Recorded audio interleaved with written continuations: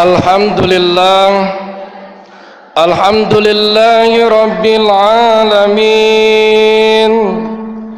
Wa bihi nasta'inu ala umurid dunya waddin. Wassalatu wassalamu ala ashrafil anbiya'i wal mursalin, Nabiyyina Muhammadin sallallahu alaihi wasallam wa ala alihi wa ashabihi wattabi'in wa man tabi'ahum bi ihsanin ila yaumiddin. Ashhadu an la ilaha illallah wahdahu la syarika la, lahul malikul haqqul mubin. Wa ashhadu anna sayyidana Muhammadan abduhu wa rasuluhu sadiqul wa'dil amin. Amma ba'd, faya ayyuhal hadirun, ittaqullaha haqqa tuqatih wa la tamutunna illa wa antum muslimun. Faqala Allah ta'ala, ya ayyuhallazina amanu qu anfusakum wa ahlikum naran wa quduha an-nas wal hijaratu 'alaiha malaikatun ghilazun shidadun la ya'suna Allah amarahum wa yaf'aluna ma yu'marun. Shadaqallahul azim. Ma'asyiral muslimin, jamaah salat Jumat Masjid Amal yang dimuliakan dan dimuliakan Allah Subhanahu wa taala. Menjadi sebuah keniscayaan bagi setiap insan di dunia untuk senantiasa memanjatkan rasa syukur kepada Allah Subhanahu wa taala yang telah menganugerahkan nikmat yang tidak bisa kita hitung satu persatu. Ungkapan rasa syukur ini harus diteguhkan di dalam hati, diungkapkan dalam ucapan, dan direalisasikan dalam wujud tindakan. Bagi umat Islam, rasa syukur kepada Allah dalam tindakan ini bisa diwujudkan dengan senantiasa meningkatkan ketakwaan kepada Allah Subhanahu wa taala melalui wujud dengan menjalankan segala perintah-perintah Allah dan menjauhi segala apa yang telah dilarang oleh Allah Subhanahu wa taala. Oleh karena itu, pada momentum salat Jumat kali ini, marilah kita tingkatkan iman dan ketakwaan kita kepada Allah Subhanahu wa taala dengan sebenar-benarnya takwa. Jangan sampai kita hidup tanpa bekal takwa, dan kita tidak boleh pergi dari dunia ini, kita tidak boleh keluar dari dunia ini kecuali melainkan dalam keadaan iman dan Islam. Hal ini sering ditegaskan oleh para khatib dalam setiap khutbah Jumatnya melalui firman Allah Subhanahu wa taala dalam Al-Qur'an surat Ali Imran ayat 102. A'udzubillahi minasyaitonirrajim.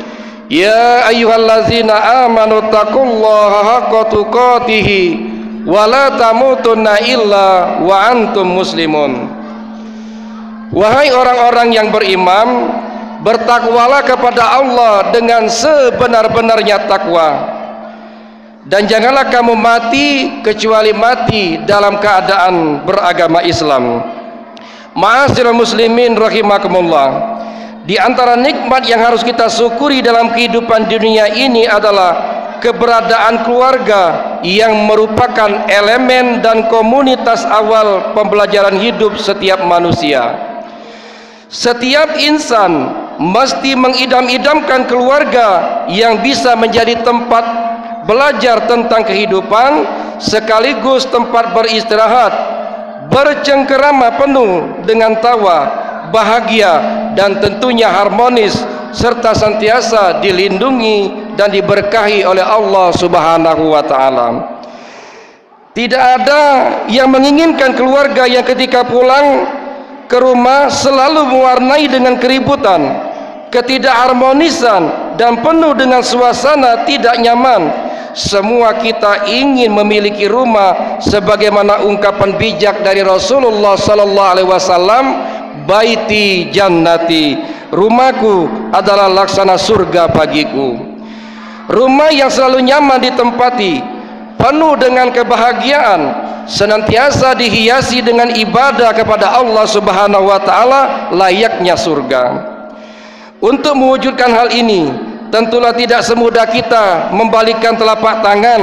Semua itu melalui proses panjang yang diawali dari niat seseorang membina rumah tangga melalui sebuah pernikahan.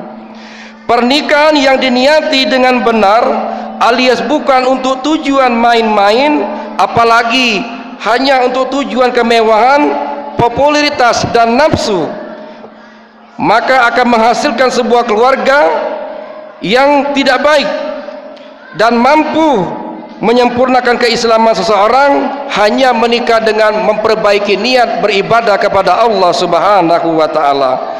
Sebagaimana Rasulullah SAW mengemukakan dalam hadis beliau, iza tazawwajal abdu faqad istakmala nisfuddin falyattaqillaha fin nisfil baqiyah. Jika seseorang hamba Allah Subhanahu wa Ta'ala menikah, berarti ia telah menyempurnakan separuh daripada agamanya, maka hendaklah ia bertakwa kepada Allah Subhanahu wa Ta'ala untuk separuh sisanya yang lain. Kaum muslimin jamaah Jumat rahimakumullah, dalam hadis ini bisa kita pahami bahwa pernikahan sebagai pintu gerbang membentuk keluarga memiliki dimensi ibadah, bukan hanya sekedar menyatukan dua insan saja. Dimensi ibadah inilah yang harus menjadi dasar bagi setiap orang yang beriman untuk menjalankan sunnah Rasulullah SAW, sehingga ia dapat menyempurnakan daripada agamanya. Sehingga dalam sebuah keluarga, nilai-nilai agama yang kental menjadi salah satu faktor terciptanya keluarga yang harmonis dan senantiasa dalam ridha dan lindungan Allah Subhanahu wa Ta'ala. Dengan nilai-nilai agama, setiap aktivitas dalam keluarga akan menjadi nilai-nilai ibadah dan mampu membawa kebaikan dan keberkahan pada seluruh keluarga. Nilai-nilai agama akan menghindarkan setiap anggota keluarga dari perbuatan yang menghantarkannya kepada dosa-dosa besar serta terhindar dari api neraka. Saling mengingatkan anggota keluarga untuk menghindari perbuatan yang menghantarkan kepada neraka juga telah diingatkan oleh Allah Subhanahu wa Ta'ala dalam Al-Quran surat At-Tahrim ayat ke-6. Allah Subhanahu wa Ta'ala berfirman, a'udzu billahi minasyaitonir rajim, ya ayyuhallazina amanu qu anfusakum wa ahlikum nara wa quduhan nasu wal hijaratu 'alaiha malaikatun ghilazun shidadun la ya'sunallaha amarahum wa yaf'aluna ma yu'marun. Wahai orang-orang yang beriman, jagalah dirimu dan keluargamu dari siksa api neraka yang bahan bakarnya adalah manusia dan batu. Penjaganya adalah malaikat-malaikat yang kasar lagi keras. Mereka tidak durhaka kepada Allah terhadap apa yang telah diperintahkan kepadanya dan selalu mengerjakan apa yang diperintahkan oleh Allah Subhanahu wa Ta'ala. Ma'asyiral muslimin jamaah Jumat rahimakumullah, selain niat yang benar dan menanamkan nilai-nilai agama, ikhtiar lain yang perlu dilakukan untuk mewujudkan keluarga harmonis adalah senantiasa mengeratkan ikatan hubungan baik dengan sesama anggota keluarga. Masing-masing harus bisa memerankan perannya dengan tidak merendahkan peran anggota keluarga yang lain. Semua yang ada dalam keluarga adalah satu tim, layaknya para awak kapal yang mengarungi bahtera untuk menuju satu dermaga. Masing-masing memiliki kewajiban dan hak yang berbeda. namun tidak boleh merasa lebih tinggi derajatnya daripada yang lain. Perbedaan-perbedaan yang ada inilah yang justru akan menjadi sebuah kelebihan dalam mengelola rumah tangga, karena bisa saling melengkapi antara satu dengan yang lainnya. Kesetaraan ini juga sudah ditunjukkan dalam Al-Quran yang tidak menyebut kata istri dengan kata zaujah, namun Al-Quran menyebutkan kata istri dengan lafal zauj, selayaknya menyebutkan seorang suami, seperti termaktub dalam surah An-Nisa ayat 1. Allah Subhanahu wa taala menyebutkan, A'udzubillahi minasyaitonirrajim. Ya ayuhan nasu taqu rabbakumul ladzi khalaqakum min nafsin wahidah wa khalaqa minha zawjaha.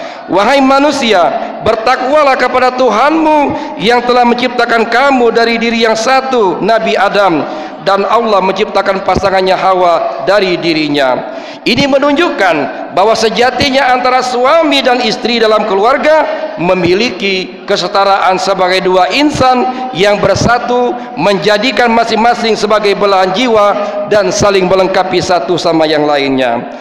Dengan menjadikan anggota keluarga sebagai belahan jiwa, maka tentu tidak akan muncul fenomena yang sekarang banyak muncul, yang diekspos di media sosial, di televisi dan lain sebagainya, terkait dengan kekerasan dalam rumah tangga.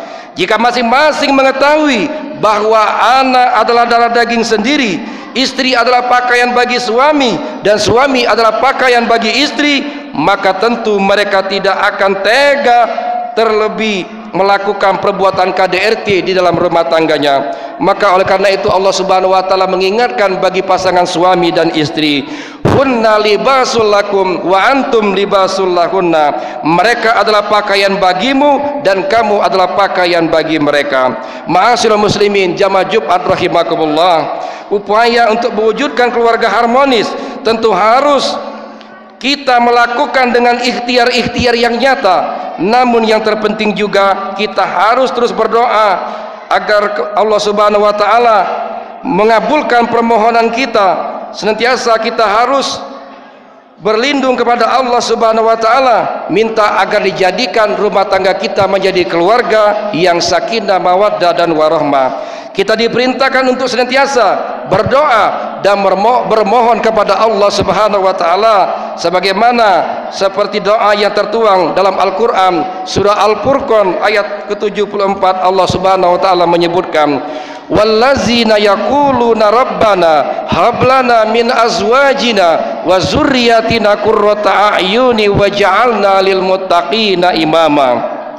Dan orang-orang yang berkata, ya Tuhan kami, anugerahkanlah kepada kami pasangan kami dan keturunan kami sebagai penyenang hati kami, dan jadikanlah kami sebagai pemimpin bagi orang-orang yang bertakwa.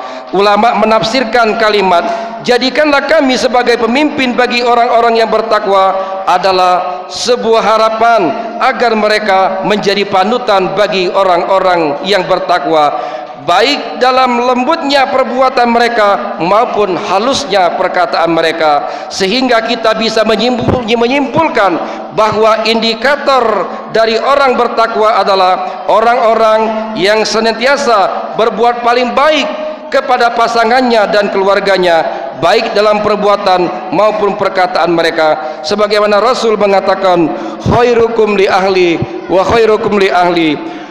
Sebaik-baik kalian adalah orang yang paling baik kepada keluarganya, dan aku, kata Rasulullah, adalah orang yang paling baik dengan keluargaku. Ma'asyiral muslimin jamaah Jumat rahimakumullah, demikian khutbah singkat yang dapat khatib sampaikan pada kesempatan siang hari ini. Semoga kita semua senantiasa dikaruniai keluarga yang baik oleh Allah Subhanahu wa taala, keluarga yang senantiasa harmonis, tersemai dan tumbuh nilai-nilai agama di dalamnya, saling mencintai, saling menjaga satu sama lain, jauh dari kekerasan dalam rumah tangga. Dan semoga Allah Subhanahu wa taala menjadikan kita pemimpin bagi orang-orang yang bertakwa. Amin ya rabbal alamin. A'udzubillahi minasyaitonir rajim. Bismillahirrahmanirrahim. Wal 'asri innal insana lafi khusrin illa illallazina amanu wa amilus solihati wa tawassaw bil haqqi wa tawassaw bis sabr. Barakallahu li wa lakum fil Qur'anil azim wa nafa'ani wa iyyakum bima fihi minal ayati wa zikril hakim wa taqabbala minni wa minkum tilawatahu innahu was-sami'ul alim. Aqulu qawli hadza wa astaghfirullahal azim li wa lakum wa lisairil muslimina wal muslimat wal mu'minina wal mu'minat fastaghfiru innahu huwal ghafurur rahim. Allahumma salli wa sallim ala sayyidina Muhammadin wa ala ali sayyidina Muhammad.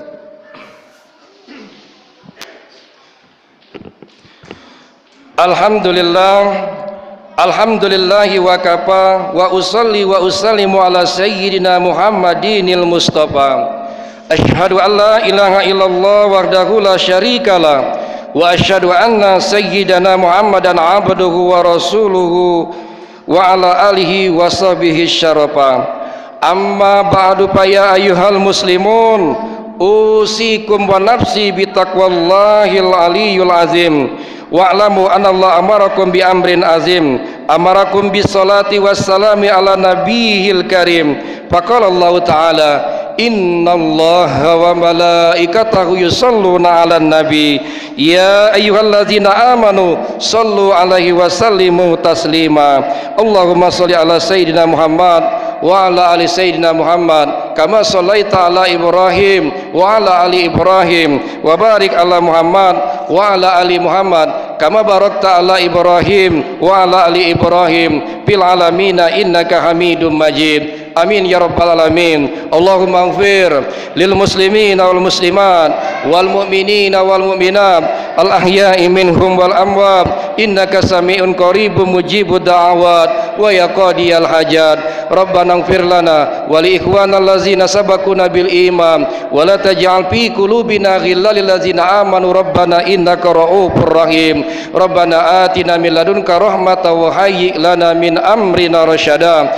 Rabbana zalamna anfusana wa illam taghfir lana wa tarhamna lanakunanna minal khasirin. Rabbana atina fid dunya hasanah wa fil akhirati hasanah wa qina azabannar. Walhamdulillahi rabbil alamin. Ibadallah, innallaha ya'muru bil adli wal ihsan wa ita'i zil qurba wa yanha 'anil fahsya'i wal munkari wal baghi ya'izukum la'allakum tazakkarun. Fazkurullahal azima yazkurkum was'aluhu min fadli yu'tikum wa la zikrullahi akbar wallahu ya'lamu ma tasna'un. Aqimis shalah.